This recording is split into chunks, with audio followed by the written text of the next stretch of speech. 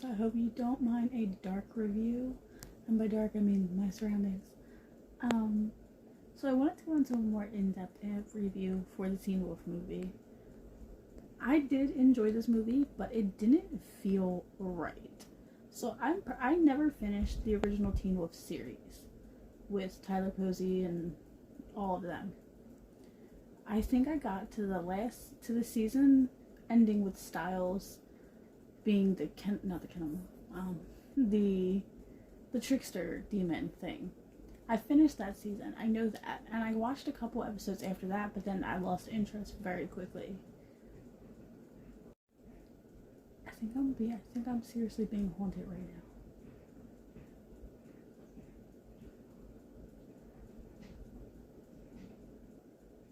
Do you hear that? Anyway, back to this.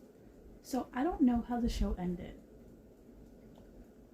From what I gather in the movie, it ended with Tyler Posey. Not Tyler Posey. What the fuck is his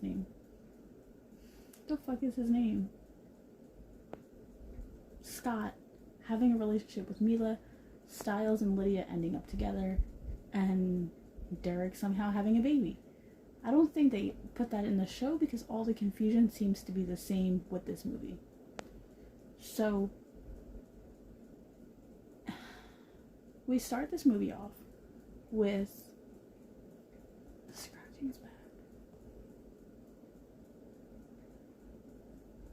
We start this movie off with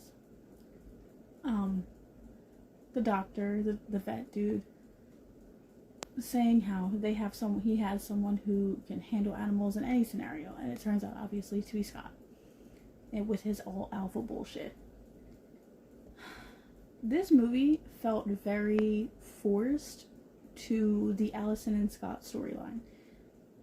Rewatching the series, when I was watching this movie, in my head I'm like, I hate Allison. Why are they bringing her back? So I started rewatching the series, and I was like, okay, I didn't hate her, but I didn't like her either. She wasn't a standout character for me, and when she did stand out, it felt very entitled and very forced. And now one thing that really pisses me off, let me actually just go back to this review and I'll explain as I go. So, they show Scott, he saves the day in this big old fire, and you come to find out that somebody's been setting fires. Like, just kind of what you think is randomly. So now we see Scott, he saves the day from the fire, and they have this moment between him and the doctor, Deaton, where it's like they're talking about the past and he brings up Allison. Now, man, you have been through how many relationships since Allison? I understand she was your first love and she died in your arms and it was tragic as fuck, but why the fuck are you bringing her up like 20 years later, 15, 20 years later? It feels very like we didn't have another storyline, so we made it an Allison storyline. That's what it felt like to me watching this. And as soon as it started, I'm like, I know exactly where this shit's gonna fucking go. And so that's how it felt. So then we start, the movie starts progressing, and we find out, we see this hooded figure steal this box that contains the Nagitsune, which was the thing that possessed Styles, the trickster, and like made him feel like he was losing his mind, which is the season I'm actually on right now since I've restarted. And here's my thing. You brought back the Nagitsune and you didn't bring back Styles. This was his season. That was his demon. That was his monster. And you didn't bring back Styles. And I understand this is the actor's choice. This was the actor's choice. So let's not use the demon that revolved around Styles. I mean, that's the part that kind of pissed me off. And I understand, since they wanted an Allison storyline, they had to give it the demon that killed Allison. Okay, but it just feels that demon was not about Allison. It wasn't about her. They could have brought back any fucking demon, anything, in this show, but you go for it. They could have, I think the demon that probably would have been better to bring back would have been the druid. Druid, I think that's what it was. The chick scarred up face, start the human sacrifices all over again. That would have been, what is that sound?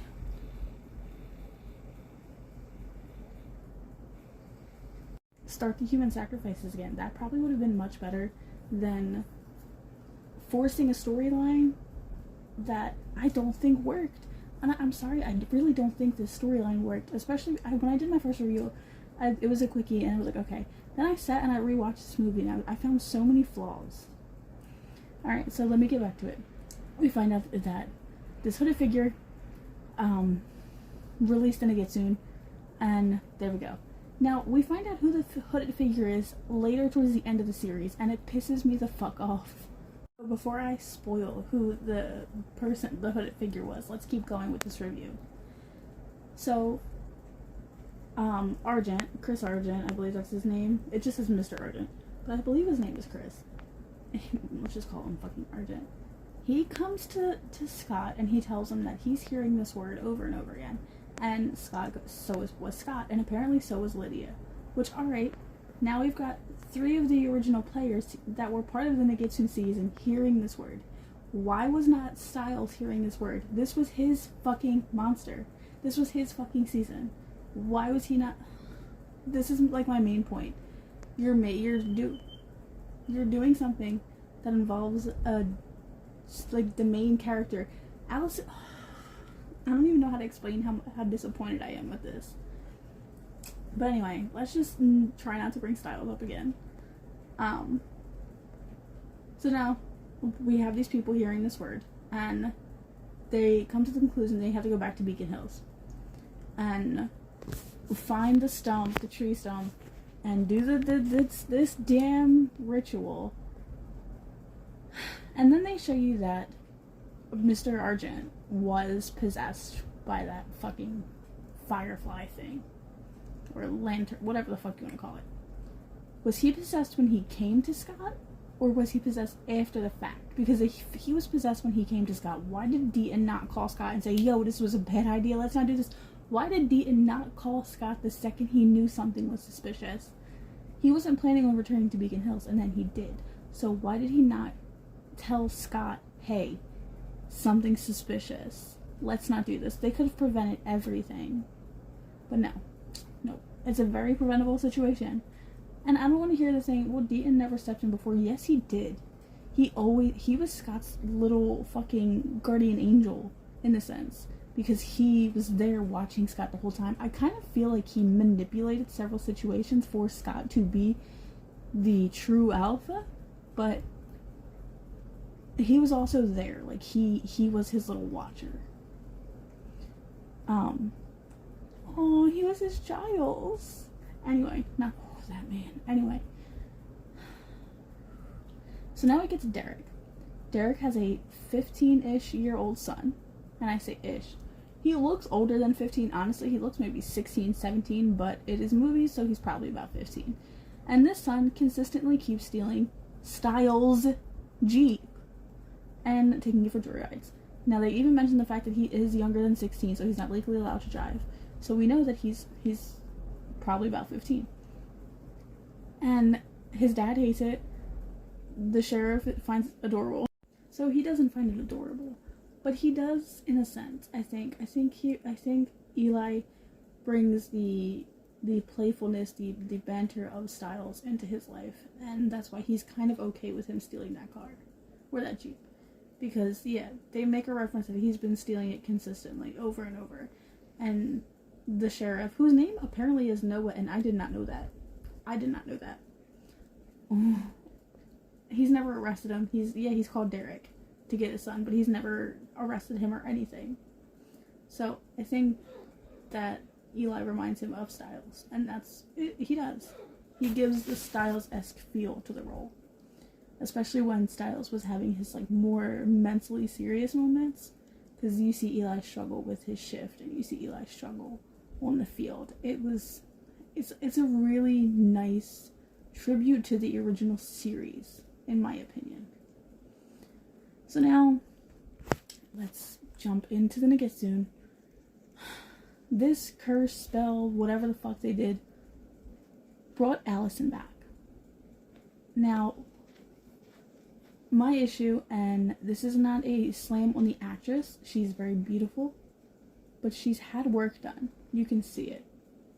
Now, they brought this character back, who's been dead for 15-ish years. They brought her back, and not only has she obviously aged, because it's been 15 years, the actress, but she's very clearly had work done on her face and her lips. Again, she's very beautiful, your body, your choice. But it doesn't make sense for the character to have had work done. It doesn't make sense for the character to have gone from this very natural looking young lady to a lady who's very clearly had some work done. But again, I say this, it's your body, your choice, but it doesn't make sense for the character. This is one of the main reasons also I think they should not have brought her back. And I don't want to hear the bullshit. It was Scott's true love. He needed happiness. He could have found true love. He just wasn't looking. He just wasn't fucking looking. Anyway. So, it brings Allison back. She can't remember shit. She just remembers being angry, hating werewolves, the time, like, I think she remembers that gap in between when Derek killed her, well, Derek turned her mother, and she hated Scott for some reason. He didn't do shit to her, but she hated him. Because, so I think that's where her brain was stuck. And the Nigitsune was trying to trick her. Which, I mean, so now they very clearly show you that the Nigitsune is messing with Allison's mind. He's making her remember, well, not remember, but remember that she hated werewolves, and all of them were bad. So she's trying to kill them and trap them and all this stuff. And then they bring Peter Hale. Now let me make this clear. I understand Lydia. I understand Derek. I understand Peter. I understand the sheriff, Chris, all of this. I, however, don't understand them bringing back Jackson. The Jackson character drove me crazy, but I fucking perfectly understand why he was the way he was. But he doesn't make sense to be in this season. He does not make sense to be in this movie, I mean. He was not involved in that season. He was an American werewolf in London. And how are they talking about him being a Kenema? Because he's like, he even says it, he says, I have a tail and I can poison you, remember? When he clearly became a werewolf in his season. So, the math is not mathing. Unless so much was revealed in the last season of Teen Wolf that I missed, this just is not meshing for me. And it just does not feel canon. But anyway, we'll keep going. So, bringing back Jackson makes no sense, but everyone's back together. And, except for Styles. Anyway, stop it. And that's also something that I think kind of pissed me off throughout the series too. Derek was such a big part of Scott's werewolf journey. So was Peter, in a sense, because Peter turned him, and I think Peter being the main villain in a lot of the series is what got Scott to where he was. But we see minimal interaction between Derek and Peter. Between Derek and Scott. He doesn't even want him to know that he's in town. He told Eli not to tell him. Like, what? Fucking what?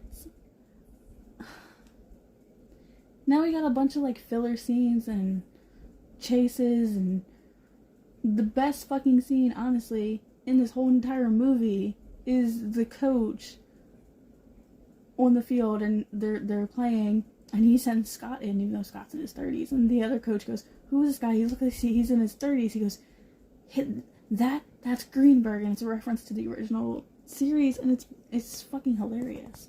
And then we see Eli, like, thriving on the field in Scott's number, and it's really a sweet fucking moment. It's like one of the best moments in there. I think they're opening us to an Eli series, which sounds amazing, but also makes no fucking sense. So, and the reason I say that this doesn't make sense is because we don't know who this kid's mother is. Like, this is also what pisses me off towards the end of this movie.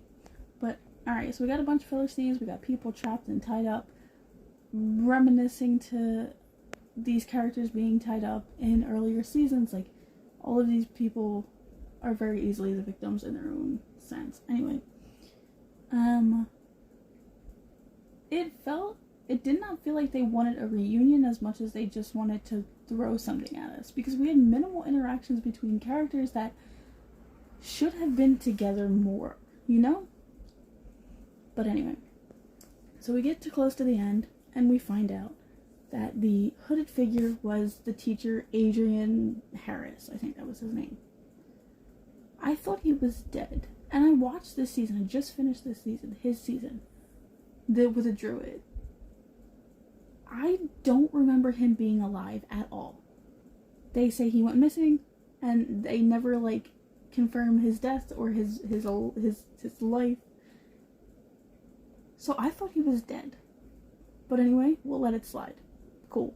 Maybe I missed something in the last season. We'll let it slide.